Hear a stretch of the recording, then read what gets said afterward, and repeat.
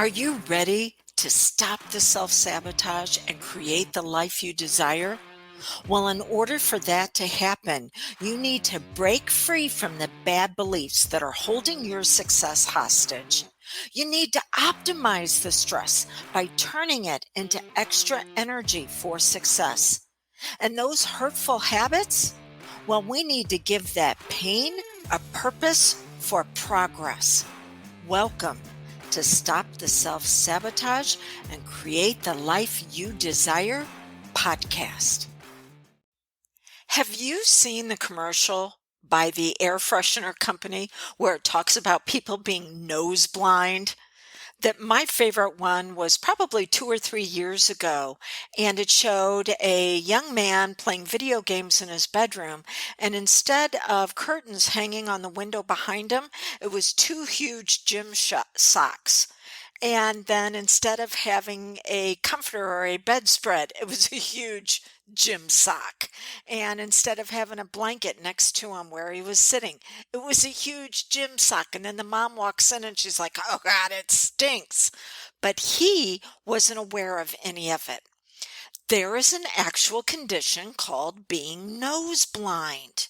And it simply means we become habituated to the environment that we're in. And so when things get really stinky, we're not aware of it. So, what does this have to do with you and your success? Well, because nose blind also means that we can be clutter blind, and when we're clutter blind, not just in our environment, but also on our to-do list or with the different activities that we're signed up for or the friends that we hang out with. When we become clutter blind, we will then become self-sabotage blind. We're not even aware how we're screwing our life up until today. All right, let's start taking steps to begin to turn this around for you. So, clutter blind. Have you ever been in someone's house where you're like, can you not see that you might be on the verge of hoarding? Look at all the junk that you're surrounded with. Or you might even have it going on in an area of your life in your house. Okay, why do we become blind to it? Because we're actually doing it on purpose. It's subconscious stimulus, and that excessive stimulus, whether it's way too much junk in a room or way too many things on your to-do list that you are never going to get accomplished, and you know it. Well, all of it is signaling the fact that your work is never going to be done. You are actually living out a pre-programmed belief that either you're not good enough, so guess what? Put everything on the list that you can't get to just to continue to prove that you're not good enough because you accepted this bad belief, or have a bunch of junk in your room and never get it cleaned out because, oh my gosh, you're not good enough to have a type of environment that's going to support you. Or it can also mean that that there's not enough. So you're either not enough or there's not enough. Maybe you were told, hey, what? You think money grows on trees? So you're going to surround yourself with things that you're afraid to throw out because there's not enough. Or putting too much on your to-do list can also be a reminder that there's never enough time, because that's what was modeled for you. You continued to hear from people in your environment when you were growing up about my mom. One of my mom's favorite sayings was taking 10 pounds of shit and trying to shove it into a 5-pound bag. There just ain't enough for it. Okay. When you are cluttered in your environment, in your to-do list, when you're cluttered with friends, because either you're not good enough to have the correct friends or there's not enough, better hold on to the friends that you have.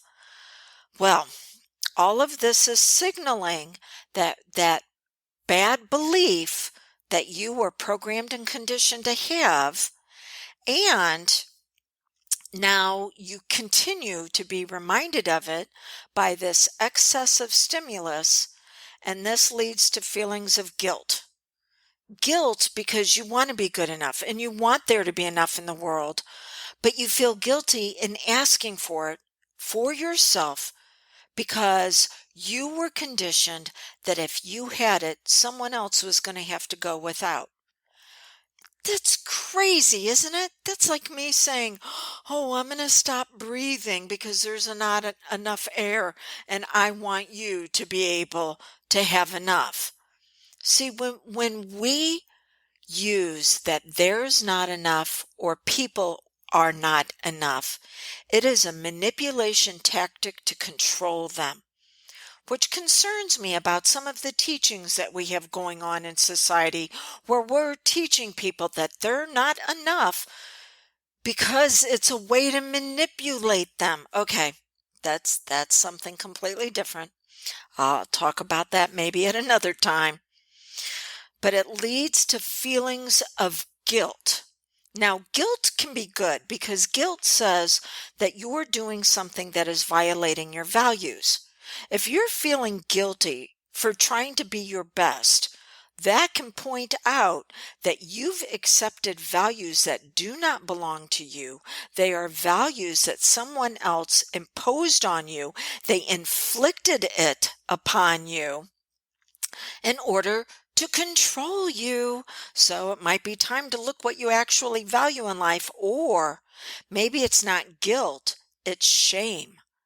And shame, oh, that is so horrendous when we do that to someone, because what we're telling them is you are broken, you are flawed, and you cannot be fixed. You can only be rescued by somebody else because you'll never be able to do it for yourself. And again, that is running rampant through our society right now as a manipulation and control tactic.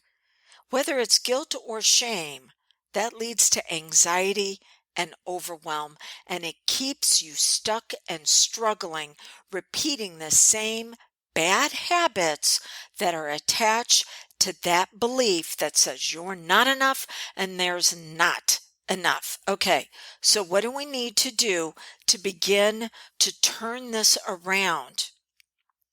All right, so you want to look at what are you valuing? Are you valuing getting everything done? Nowhere does it say in the spiritual texts that I have studied, nowhere does it say you are supposed to be busy to the point of anxiety and overwhelm. No, you are supposed to be engaging in activities that bring you out at your very best. So, what are you valuing?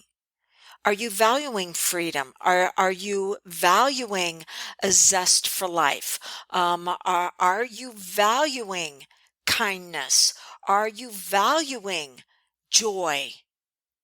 Because if you were, that just gives you a few ideas of values. And values are beliefs that have emotions attached to them. That just gives you an idea of just a few. One of the reasons why you're having a challenge right now is because you have values that are in conflict with each other. Just like the gentleman that I worked with one time that wanted to move into a very serious relationship, and he valued intimacy and love, but he also valued freedom, and they were in conflict with each other because his explanation of freedom was, no one is going to tell me what to do. Well, it's kind of hard to be in a relationship with someone when you're treating them like they're the enemy, that they're going to tell you what to do. So you want to look at what you're valuing, and then you want to look at the explanation that you have for that value and the rules that you have around it. Because right now, those rules are keeping score to where you must always be suppressed and repressed, and the value must show that there's not enough or you are not enough. Okay, so you want to look at what you value. You want to look at the explanation of it. You want to make sure that the rules that you have around it are going to be healthy and functional. And then from there, you start putting together action steps that can reveal you at your very best by living that value. If you want assistance with this, I'm going to give you two opportunities. One is go to drewdawnferguson.com/2021, and you're going to see where I'm going to teach you all about beliefs. It's Maximum Mindset for Health, Wealth, and Happiness workshop, virtual, attend from anywhere, but I'm going to teach you how to upgrade your beliefs because the bad beliefs can never be removed completely, but they can be upgraded. So I'm going to teach you, and you can save $40 on the workshop by putting in the coupon code 40. So that'll save you $40 on that. Or if you want my assistance to see if maybe I can utilize hypnosis and helping you to upgrade who you are and your identity, reach out to me 636-699-7791, and I will add on the Maximum Mindset workshop as a bonus to working with me. Either way, it is time for you to go from self-sabotage into success, revealing who you really are.